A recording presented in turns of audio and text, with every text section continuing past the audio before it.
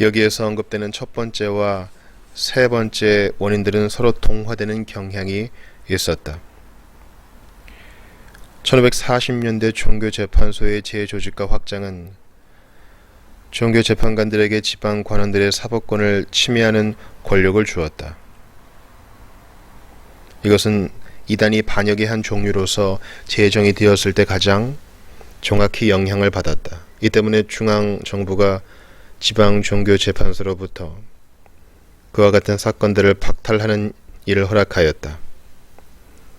어떤 도시들은 종교재판관들을 내쫓으려고 노력했고 무례의 도시는 그들 중에 두 사람을 체포하는 구실을 발견했다. 브라마트주의 많은 지역에서 종교재판소는 지역 관원들이 너무 약해서 저항할 수 없는 시골 지역들에서만 체포할 수 있는 것으로 축소되었다. 1549년 이후 정권은 저주받은 이단들의 재산권을 주장하기는 했지만 만일 이단이 다른 지역에서 재판받을 경우에는 그것이 그 도시로부터 이양되었다. 분노한 시민들은 이 모든 것에 자신들의 이웃들을 비난하지 않는 것으로 응답했고 그 침묵은 종교재판관들의 일터에서 그들을 자연스럽게 회방하였다. 필립은 1565년 10월 파르마의 마가렛에게 보내는 한 편지에서 이단들이 어떤 방법에 의하여 비밀스럽게 처단되어서는 안 되는지 아니면 다른 방법으로 그래야만 하는 것인지를 궁금해했다. 그때까지 지방 종교재판관들 가운데 하나였던 피터 타이틀맨은 체포하는 일을 일반 시민들이 훨씬 더 선호할 만한 가혹한 환경이었던 밤이나 천둥 번개가 치는 날로 축소시켰다. 다음 달 오렌지공과 그의 젊은 형제 나소의 루이스, 칼빈주의 형제들인 마닉스와 후안과 필립 그리고 브레데 로드의 백작을 포함하는 한 무리의 귀족들이 종교 정책의 변화를 요구하는 공개 편지를 왕에게 보냈다. 그들은 지지자들과 토론하면서 겨울을 보냈고 결국 4월에 200명의 귀족들이 파르마의 마가렛을 굴복하도록 위협하려고 브뤼셀로 말을 타고 갔다. 위기는 급박하게 느껴졌다. 그녀의 장관 중에 한 사람이 그녀에게 이 거지들을 두려워하지 말라고 말했지만 마가렛은 어쨌든 두려워하는 자신을 발견했다. 마드리드에서 오는 새로운 지령을 미결로 처리하면서 개신교도들에 대한 박해를 중지할 수 있다는 것에 일치하는 소위 합의에서 그녀는 명문화된 그들의 주요한 요구사항들을 따랐다. 이 일치에 대한 잇따른 찬사에도 불구하고 기근이 이제 평안의 위협을 제거하는 일을 방해했다. 식료품의 부족이 1564년에서 1565년 겨울부터 증가되었고 1566년 여름까지 그것은 위험한 지경에까지 이르렀다. 칼빈주의자들의 전도에 대한 대중적인 수용성은 병적 흥분과 절망적인 기후 문제로 인하여 급격하게 확대되었다. 8월에는 개혁교회 사역자들 가운데 보다 진지한 지도자들의 조언에도 불구하고 성상 파괴자의 폭동이 일어났다. 어쩔 수 없었기 때문에 마가렛은 이런 무질서를 진압하기 위해서 군대를 일으켰고 이 때문에 여러 명의 개신교 귀족들이 반란에 가담했다. 폭동이 시작되었다. 처음부터 투쟁과 관계 있는 주제들은 타당한 종교적인 불일치보다 훨씬 더 범위가 넓었다. 그러나 개신교도들은 반란세력에 바꿀 수 없는 중심이었고 이어졌던 8년의 투쟁 기간 동안 그런 식으로 남아있었다. 필립은 이 인식을 공유했다. 그는 로마에 있는 그의 사절들에게 나는 가톨릭 신앙과 교황청의 권위를 조금이라도 손상시키기보다는 전쟁의 위험에 나 자신을 노출하기를 더 원했다 라고 말했다. 짧은 시작의 형세는 1567년 봄에 반란자들의 광범위한 패배로 끝났다. 그러나 고난의 유예는 짧았다. 뒤를 이었던 표면적인 평화는 오렌지공이 개신교 주장과 강력하게 협력하는 일을 포함하여 모든 종류의 정치적, 종교적 군사 행동을 겪게 되었다. 6월에 마가렛의 아들이요 필립이 가장 두려워했던 군사 지휘관 알바의 공작이 프랑스와 제국의 국경 사이에 길이 굴곡이 심했던 소위 스페인 도로를 따라 밀란으로부터 9,000명의 군대를 이끌었다. 그렇게 함으로써 그는 교황 피우스 5세가 필립에게 정복하기를 간청했던 이전의 칼빈의 근거지인 제네바를 지나쳤다. 그렇지만 필립은 교황청의 권위에 손상을 적어도 어느 정도 방임했고 두려워하는 거주민들로 굽제된 대상을 공격하는 일을 정중히 거부했다. 그 상징적인 가치에도 불구하고 그것은 그로 하여금 당면한 일에서 돌이키도록 했다. 그녀가 옳았다. 그것이 실행되었다. 다음 달 동안 특별한 재판소가 특별한 심리와 반란자들과 칼빈주의 목회자들을 처형하려고 세워졌다.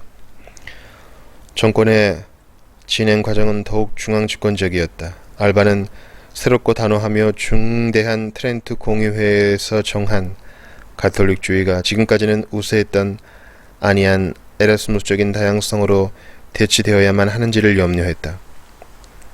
그의 과도함은 두 번째 반란의 폭발을 야기했으며 그것은 보다 평화로운 방책이 사라지게 했다.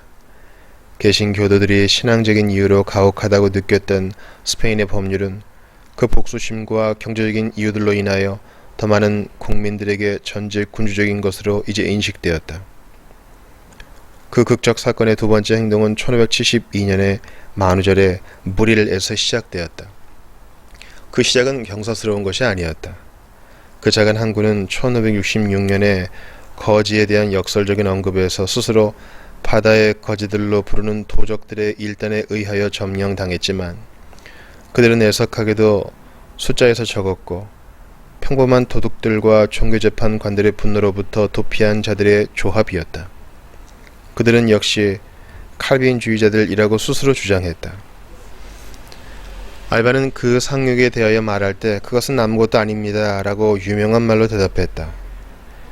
이 평가를 결함이 있는 것으로 기술하는 것은 전체적으로 정당하지 않을 것이다.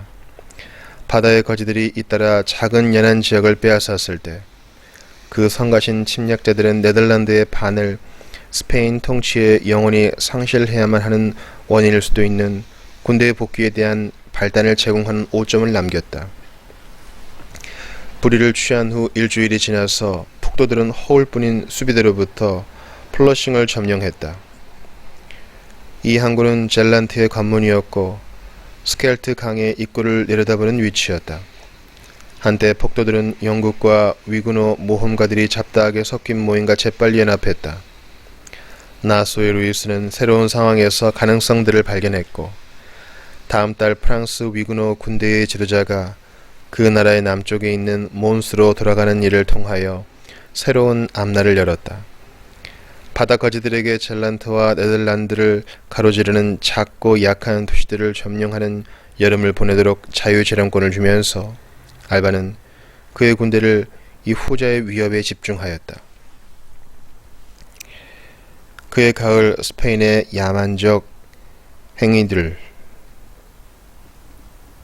지속적으로 저항했던 사람들에게 덜 관심을 끌었던 선택에 굴복하도록 만들었다. 그래서 그들은 그들의 저항을 강화시키고 있었다. 나머지 반란의 성격을 특징 지을 수도 있는 방식이 나타나고 있었다. 그것은 한 번에 모든 하찮은 사람들을 짓밟는 일에서 스페인 코끼리의 무능력함, 공포 정치로 통치하려는 시도의 역효과, 잔인한 외국의 통치자를 대항하여 그들의 개신교 동료 시민들을 도우려는 온건한 가톨릭의 자발성, 그리고 여러 사건들로 인하여 개신교주의가 반란의 중심 역할로 떠오르는 경향성이었다. 전투를 멀리했던 많은 사람들은 스페인에 의하여 정복되었다. 그러나 언제나 그들의 적수들은 국경을 넘어 독일 개신교 공국으로 도망하거나 바다로 멀리 항해하기 위하여 재조직할 수가 있었다. 바다거지들은 스스로 좀처럼 해안의 지배력을 잃지 않았고 군사 보급품들과 그들의 적수들의 증원 부대를 차단하는 이점을 갖고 있었다. 알바에게 있어서 도움이 가능한 유일하게 확실했던 원천은 길고도 더디고 공격받기 쉬웠던 북부 이태리에서 시작하여 그 길이 위쪽으로 이리저리 구부러진 스페인 도로에서 왔다. 오래 끌었던 투쟁에서 가장 악명 높은 사건은 1576년 앤트워프에서 있었던 스페인의 광기였다.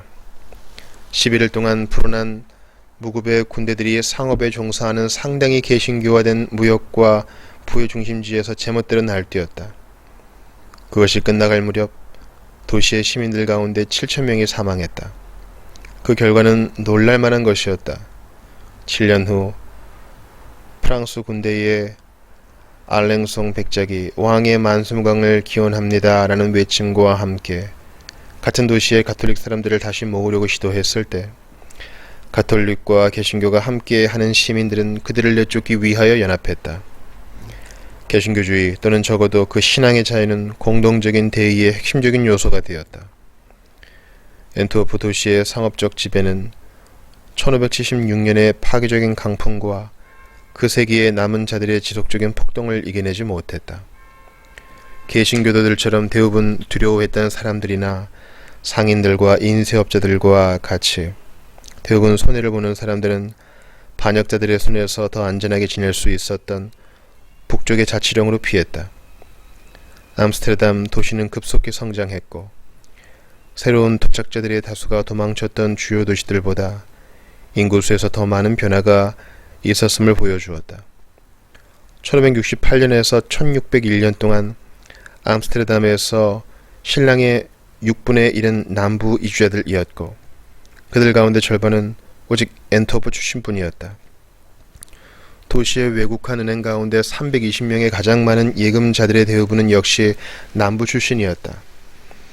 1575년에서 1630년 동안 레이던의 학교와 대학교에 알려진 교사들의 3분의 2와 동일한 시기에 연합주에서 활동적인 것으로 알려진 모든 출판업자들과 도서 판매상들의 3분의 2 이상도 마찬가지였다.